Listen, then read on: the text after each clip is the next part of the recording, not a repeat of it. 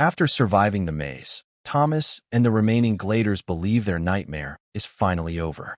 They're rescued by armed soldiers and transported to a large, secure facility in the desert. For the first time in years, they get clean clothes, real food, soft beds.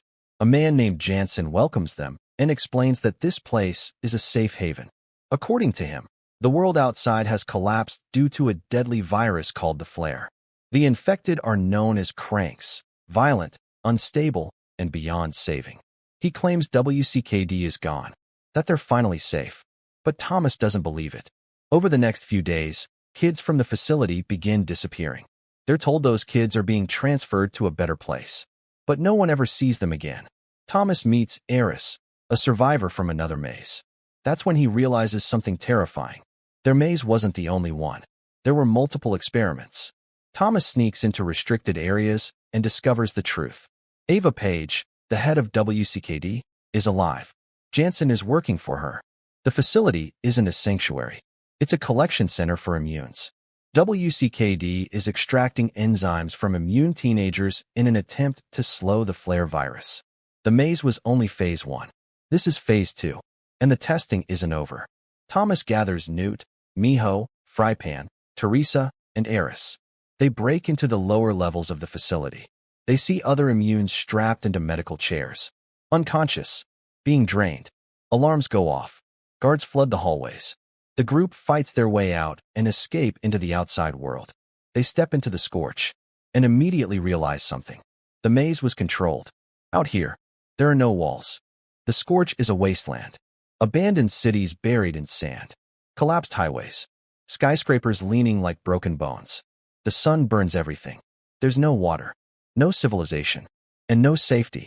The group finds shelter inside an abandoned shopping mall for the night. But they're not alone. Cranks crawl through the darkness, screaming, growling, hunting. A massive swarm attacks them. They barely escape. But Winston is scratched during the fight, and everyone knows what that means. By morning, Winston's condition worsens. His hands shake. His mind begins slipping. The flare is taking over. Not wanting to hurt his friends, he walks away from the group and ends his life before he fully turns. The Scorch has claimed its first victim. The reality of the outside world sinks in. This isn't survival. It's endurance. As they continue through the ruins, a violent lightning storm erupts. Bolts crash into buildings. Glass shatters. Metal explodes. The group barely survives by taking cover inside a crumbling structure. Inside, they encounter 2 survivors, Brenda and Jorge. They run a small community that survives by trading and staying hidden from WCKD. At first, there's tension, but they share a common enemy, WCKD. Before they can plan their next move, WCKD tracks them down. The building is raided. Soldiers storm in. People are captured. Chaos erupts. Thomas and Brenda are separated from the others and escape into underground tunnels. The tunnels are filled with cranks. In close quarters, survival becomes nearly impossible. During the escape, Brenda is bitten. Now she's infected. But Thomas refuses to leave her behind. They fight their way out and reunite with the group and Jorge. Time is running out for Brenda, and they need help. Through information forced out of a rebel named Marcus, they learn about the Right Arm, a resistance group fighting WCKD from the mountains. The group makes the dangerous journey toward the mountains. They're stopped by snipers. But 2 rebels recognize Eris from another maze and lower their weapons. They're escorted into a hidden mountain base. This is the Right Arm. Here they meet Vince, the hardened leader, and Mary Cooper, a former WCKD scientist. Mary reveals the truth about the enzyme. It can't be manufactured artificially. It must be harvested from an immune, which means WCKD's plan to save humanity requires sacrificing immune teenagers. Mary left WCKD after disagreeing with Ava Page's methods. She temporarily stabilizes Brenda using a sample enzyme. But it's not a permanent cure.